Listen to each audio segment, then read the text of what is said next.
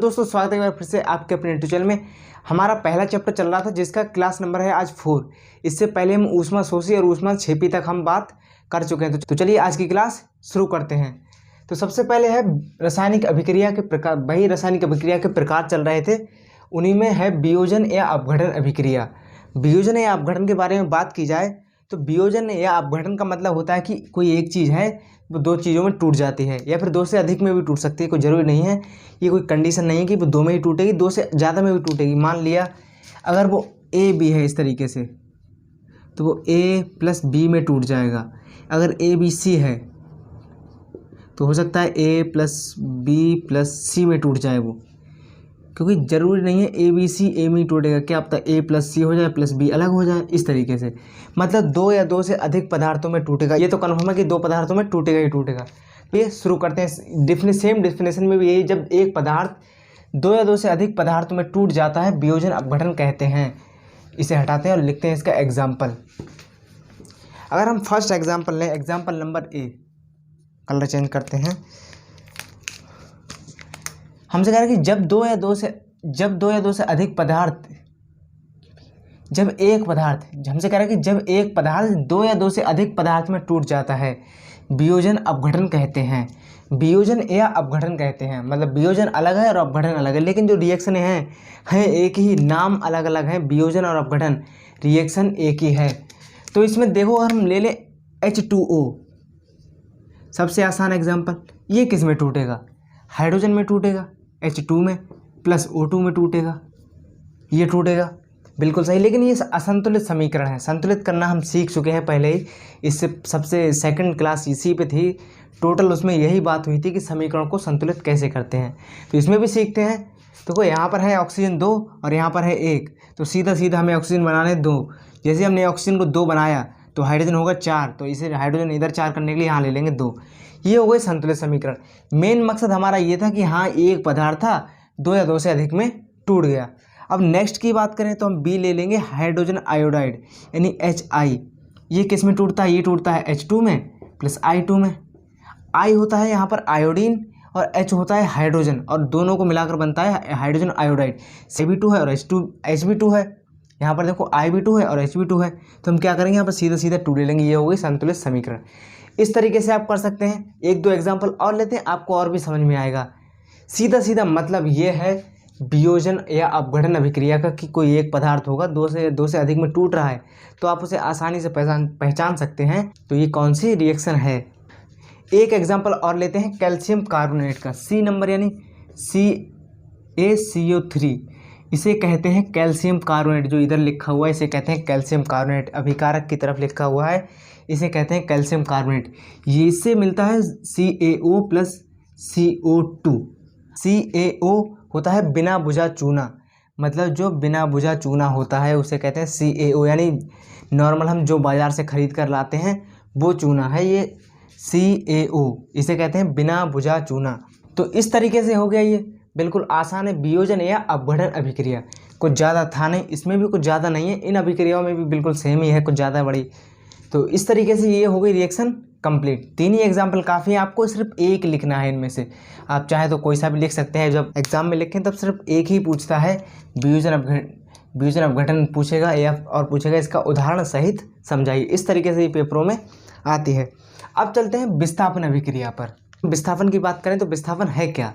जैसे मान लो आप बाहर बैठे हो, पार्क में गए, कोई व्यक्ति आया आपसे ज़्यादा सक्षम या फिर ताकतवर, उसने आपको उठाया, भगा दिया, कहा उठ, निकल लिए आप। तो इसी को कहते हैं विस्थापन। कोई एक यौगिक होगा, उसमें कोई एक शक्तिशाली परमाणु या अणु आएगा और जो कमज़ोर परमाणु या अणु होगा उसे उठा के साइड कर देगा। सीधा सीधा यही साइड करने का मतलब ये नहीं कि बाहर निकाल के फेंक देगा। बाहर पार्क से निकाल के नहीं फेंके जाओगे, आप दूसरी जगह जाके बैठ जाओ। इसमें भी वही होगा, वो तत्व दूसरी जगह जाके शिफ्ट हो जाएगा, बाहर नहीं जाएगा, दूसरी जगह शिफ्ट होगा। तो चलिए अब देखते हैं, इसे पढ़ते हैं कि है क्या। वह रासायनिक अभिक्रिया जिसमें किसी यौगिक में उपस्थित परमाणु या परमाणु के समूह को किसी दूसरे परमाणु द्वारा विस्थापित कर दिया जाता है। यहाँ पर देखो, किसी दूसरे परमाणु द्वारा, मतलब कोई शक्तिशाली व्यक्ति आया, आपको उठाकर साइड कर दिया, ये वही परमाणु है, वही शक्तिशाली दूसरे परमाणु द्वारा विस्थापित कर दिया जाता है, विस्थापन अभिक्रिया कहते हैं। ये हो गया। तो इस तरीके से देखो आपको समझ डेफिनेशन तो समझ में आ गई होगी ये है क्या। अब चलते हैं इसके एग्जाम्पल पे। एग्जाम्पल इसका लेते हैं, अब एग्जाम्पल लेते हैं जिंक Zn प्लस HCl। इसमें आप देखो जो जिंक है हाइड्रोजन को विस्थापित कर देगा। ये वही है जो इसने आपको उठा के बाहर फेंका था, मतलब बाहर पार्क से बाहर नहीं फेंका था, इसने हाइड्रोजन को उठा के हटाया और खुद उसकी जगह ले ली। हुआ क्या, जिंक ने हाइड्रोजन को कर दिया विस्थापित, मतलब साइड हीरो बना दिया, उसे बाहर साइड कर दिया। तो इसने क्या किया, जिंक ने क्लोरीन के साथ रिएक्शन की और जिंक क्लोराइड बना लिया। जिंक ने विस्थापित किया किसे, हाइड्रोजन को, हाइड्रोजन हो गया बाहर, हाइड्रोजन अकेले पड़ गए इधर लो, इन्हें कर दिया साइड हीरो, बाहर नहीं फेंके गए, रहे रिएक्शन में ही लेकिन साइड कर दिया उसने।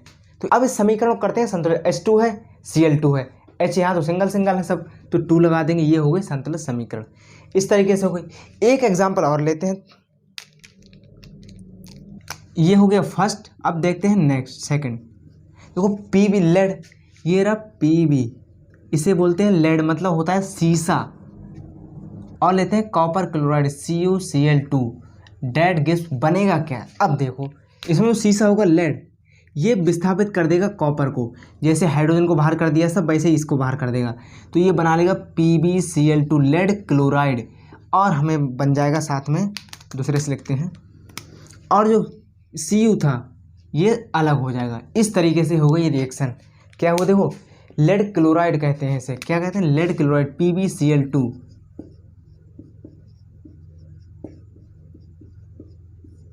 Cu मतलब होता है कॉपर, और जो Pb है इसका मतलब होता है लेड यानी सीसा, लेड लिखेंगे आप इसे, और CuCl2 यानी कॉपर क्लोराइड बोलते हैं इसे, कहते हैं कॉपर क्लोराइड।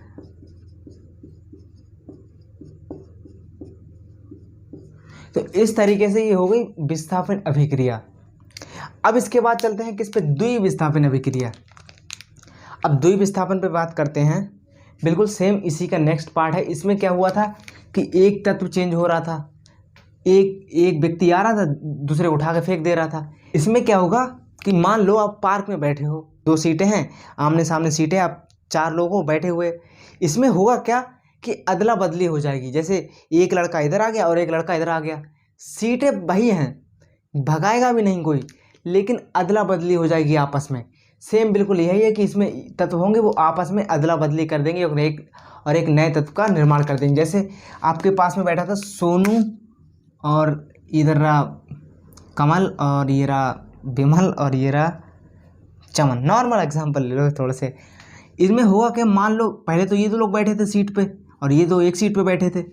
अब इनने क्या किया, अदला बदली कर दी, सोनू और चमन हो गए और विमल और करण हो गए, जो भी हैं केस जिसका भी नाम आता हो। इस तरीके से अदला बदली होगी, बिल्कुल सेम होने वाला है। इसमें एक उठ रहा था इसमें, तो इस तरीके से अदला बदली होने वाली है। इसमें कोई 30 मार्क वाला काम नहीं। तो देखते हैं जब 2 या 2 से जब 2 यौगिक अपने आयनों की अदला बदली करके एक नए यौगिक का निर्माण करते हैं। देखो इनने अदला बदली की और एक नया यौगिक बना, ये भी नया यौगिक बना, मतलब नई जनरेट हो गई सीट। पहले कोई और था, अब कोई और है। जब 2 यौगिक अपने आयनों की अदला बदली करके नए यौगिक का निर्माण करते हैं, तब यह अभिक्रिया द्विविस्थापन अभिक्रिया कहलाती है। अधिक यौगिक होंगे, तत्व होंगे, जो भी होंगे, अदला बदली करेंगे आपस में, अदला बदली करेंगे और यह अभिक्रिया जो होगी द्विविस्थापन अभिक्रिया हो जाएगी। तो अब देखते हैं इसके एग्जाम्पल, 2-3 एग्जाम्पल देखते हैं या फिर 1-2 देखते हैं। लेते हैं सोडियम सल्फेट और बेरियम क्लोराइड का Na2SO4 plus BaCl2।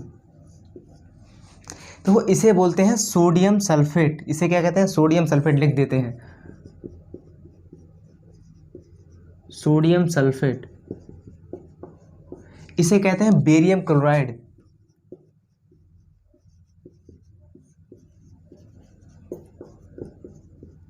Barium chloride. देखो ये है सोडियम सल्फेट और ये है बेरियम क्लोराइड। इसमें देखो 2 तत्व हैं, एक 2 और एक 2, ये आपस में अदला बदली करेंगे। अब क्या बनेगा, क्या अदला बदली करके, वो देखो। सबसे पहले बनेगा NaCl प्लस, और बनेगा हमारा बेरियम सल्फेट BaSO4। ये बन गया। देखो देखो इसमें अदला बदली कैसे हुई वो दिखाते हैं। सबसे पहले देखो Na किसके साथ में, SO4 के साथ में है, यहाँ पर Na किसके साथ में है, Cl के साथ में आ गया। देखो BaCl के साथ में है और Na SO4 के साथ में है, तो इसमें से Na उठा लिया, इसमें से Cl ले लिया, सीटों की अदला बदली हो गई। देखो इसमें से Na आ गया, इसमें Cl आ गया, ये बन गया NaCl। इसमें से B आ गया, इसमें से SO4 आ गया, ये बन गया बेरियम सल्फेट। इसे बोलते हैं सोडियम क्लोराइड। देखो अभी ये संतुलित नहीं है अभी समीकरण। Na देखो Na यहाँ पर कितने 2 हैं, Cl कितने 2 हैं, और यहाँ पर तो एक ही है, तो यहाँ पर ले लेंगे हम 2। अब हो गई ये संतुलित समीकरण। अब इसे देखते हैं एक बार और। Na2SO4 को बोलते हैं sodium sulphate plus BaCl2 barium chloride की रिएक्शन हुई NaCl। देखो इनकी तत्वों की अदला बदली हो गई, द्विविस्थापन की बात हो रही तो इन तत्वों की अदला बदली हो जाएगी। यहाँ से Na उठा, यहाँ से Cl उठा, आप एक तत्व नया बना लिए, प्लस बेरियम सल्फेट, यहाँ से Ba उठा और यहाँ से SO4 जो बचा था वही उठा के रख लिया, ये हो गया बेरियम सल्फेट। इसे बोलते हैं सोडियम क्लोराइड, इसे बोलते हैं बेरियम सल्फेट, इसे बोलते हैं सोडियम क्लोराइड, इसे बोलते हैं बेरियम सल्फेट। हो गई रिएक्शन। अब देखते हैं एक और थोड़ा सा अच्छा लगेगा, बी, थोड़ा सा और भी थोड़ा सा बेहतर करते हैं इस चीज़ को। ये सोडियम क्लोराइड NaCl प्लस इसी ये सोडियम क्लोराइड यहाँ पर भी है, यहाँ पर भी आ गया सोडियम क्लोराइड और AgNO3 सिल्वर नाइट्रेट। AgNO3 को बोलते हैं सिल्वर नाइट्रेट। आगे आते हैं। अच्छा इसे नाम बाद में लिखेंगे, पहले से रिएक्शन को करते हैं। इसमें देखो बनेगा क्या, द्विविस्थापन की बात हो रही है, दोनों तत्व चेंज होंगे आपस में। इसमें से आ जाएगा Na, इसमें से आ जाएगा NO3। देखो NaNO3 ये बन गया सोडियम नाइट्रेट। NaNO3 को बोलते हैं सोडियम नाइट्रेट। अब इसके बाद बचा क्या, AgCl, इसे बोलते हैं सिल्वर क्लोराइड। असल बात ये अपक्षेप है सिल्वर क्लोराइड का। अब इनके नाम लिखते हैं। इसमें हमने किया क्या पहले एक बार देखते हैं। NaCl लिया हमने, AgNO3 यानी सिल्वर नाइट्रेट लिया, इनके आपस में तत्वों की अदला बदली कर दी, या फिर द्विविस्थापन के अंतर्गत हमने कर दी रिएक्शन। देखो इसमें से Na ले लिया हमने, इसमें से NO3 ले लिया, सोडियम नाइट्रेट बन गया। इधर Ag बचा था और Cl बचा था, ये बन गया सिल्वर क्लोराइड। तो इस तरीके से हो गई रिएक्शन। आपको नाम लिखने की जरूरत नहीं, बता चुके हैं। NaCl sodium chloride, AgNO3 silver nitrate, लिख लेना आप। NaNO3 यानी सोडियम नाइट्रेट और AgCl का मतलब होता है सिल्वर क्लोराइड।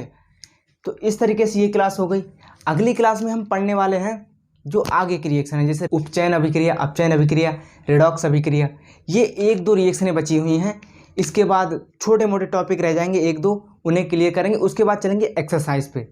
उसके बाद जो पिछली कक्षा में पूछे गए प्रश्न हैं उन्हें देखेंगे। उसके बाद ये चैप्टर क्लोज कर देंगे। तो चैनल पे नए हैं सब्सक्राइब कर लीजिए, क्योंकि इस तरीके से पूरी साइंस की क्लास आपको इस प्लेलिस्ट में मिलने वाली। प्लेलिस्ट का लिंक है वो डिस्क्रिप्शन में, आप जाइए, क्लिक कीजिए और पूरा सीरियल से देखिए। हर चीज़ को सीरियल से देखेंगे, हर चीज़ समझ में आएगी। बिल्कुल सीरियल से नोट्स बनाइए, पढ़िए। अगली क्लास में, तब तक के लिए जय हिंद, जय भारत।